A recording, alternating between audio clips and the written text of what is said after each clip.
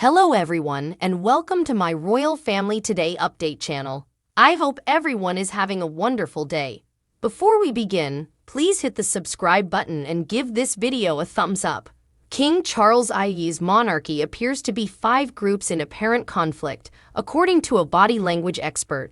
King Charles II has notoriously began a slimming down of the British monarchy, which was obvious at the most recent Trooping the Colour, a body language expert exclusively told Express.co.uk. King Charles, Queen Camilla, the Prince and Princess of Wales and their children, the Duke and Duchess of Edinburgh, Princess Anne and her husband, the Duke of Kent and the Duke and Duchess of Gloucester, all appeared on the Buckingham Palace balcony for Trooping the Colour in 2023. These members of the royal family are all working royals with full schedules. Non-working royals like as Princess Beatrice, Princess Eugenie, and Zora Tindall were not on the balcony despite previous appearances. During Queen Elizabeth II's reign, all members of the royal family were present on the balcony during Trooping the Colour. However, now that King Charles II is the sovereign, he has decided to limit the balcony to working members of the royal family.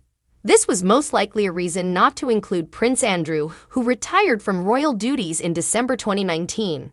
Body language specialist Judy James spoke exclusively to Express.co.uk about the differences between King Charles' Trooping the Colour balcony and those of his late mother. The composition of this slimmed-down royal balcony pose looks like a gappy smile with several teeth missing, she remarked.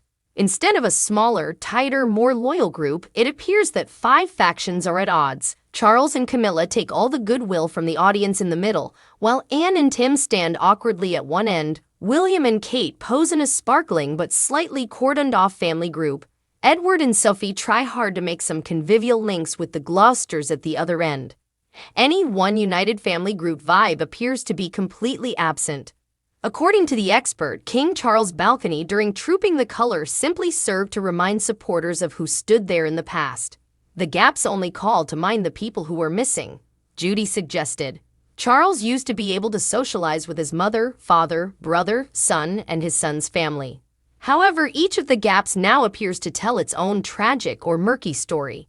The dynasty appears to have been disbanded or scattered, leaving this tentative group to look like anxious survivors of a commercial cull. Judy thought the late Queen's Trooping the Colour festivities were always a little more animated during her reign. Nobody seems to know where to stand now, and there is little mingling, she continued. Previously, during the Queen's reign, there were royals standing several deep, and everyone seemed to be chatting and catching up, like a wedding party or a family Christmas.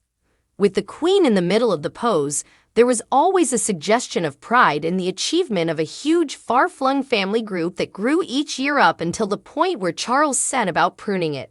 The working royals' only message, according to the body language expert, could backfire on the king. The message about working royals only may be prudent in times of cutbacks, Judy explained. But supporters adore the royal family just as much as they like the royal Prince Harry and Meghan Markle's future is hanging in the balance. Angela Levin, a royal specialist, has questioned the Duke and Duchess of Sussex's future plans. According to royal expert Angela Levin, Prince Harry and Meghan Markle's future may be hanging in the balance. According to the author, the Duke and Duchess of Sussex have gone on a journey from being a beloved royal couple to one that courts controversy at every step. Ens Levin used the ending of Harry and Meghan's multi-million-dollar contract with streaming giant Spotify and reports that their deal with Netflix is in a precarious position as evidence to back up her claim in an op-ed published in Sky News Australia. The Sussexes' deal with Netflix is now said to be in jeopardy, with Meghan reportedly holed up at home, working on a feminist prequel to Dickens' Great Expectations called Bad Manners, she wrote.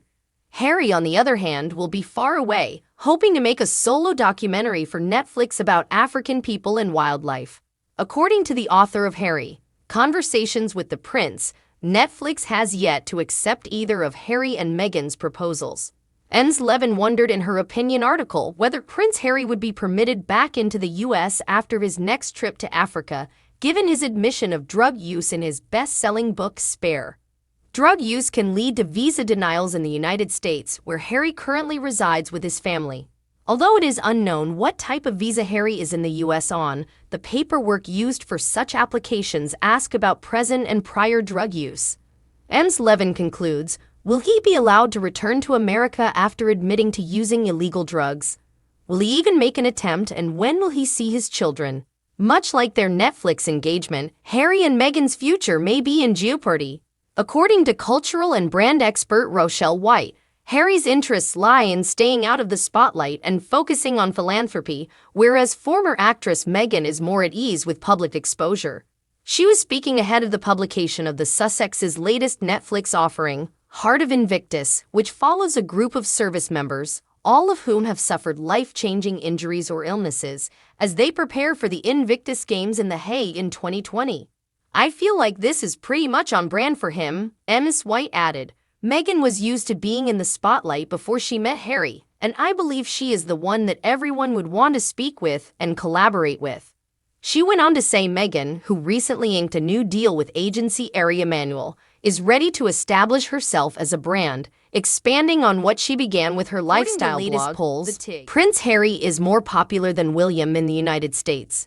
Prince Harry and Meghan Markle now reside in California, where they relocated following their decision to leave the firm in March 2020. According to the most recent polls, Prince Harry is more popular than Prince William in the United States. When the Duke of Sussex and Meghan Markle stood down as senior working royals in 2020, they relocated across the pond. Their popularity has varied since their departure, but it now looks that Harry has surpassed his older brother and heir to the throne, Prince William. According to YouGov data, 48% of respondents liked Prince Harry during the second quarter of 2023, while 24% disliked him, giving him a new approval rating of +24. Meghan and Harry's popularity in the UK polls plummeted, with the Duchess of Sussex's popularity dropping to its lowest level since 2017. It revealed that her net favorability has dropped to -47, with 7 in 10 Britons expressing a negative opinion of the Duchess of Sussex and only 1 in 5, 21%, holding a good opinion. Meanwhile, Prince Harry's favorability has increased slightly since January when his tell-all memoir was released, rising from -44 to -36. Meanwhile, William was liked by 43% and hated by 21%, giving him an approval rating of +22, which is only below Prince Harry. The Princess of Wales was the most popular royal in the United States, with 46% liking her and 11% disliking her, giving her a rating of +35. It is in sharp contrast to recent polls in the United Kingdom, which gave William a favorability rating of +57, with 75% of people favoring him. Looking at the monarchy as a whole, the institution's favorability has increased to +25 since before the coronation, when it was +19 in April. This is still substantially lower than when it was measured in September, when it was +44. Thanks for watching. If you like this video, so please don't forget to subscribe my channel and don't miss any updates.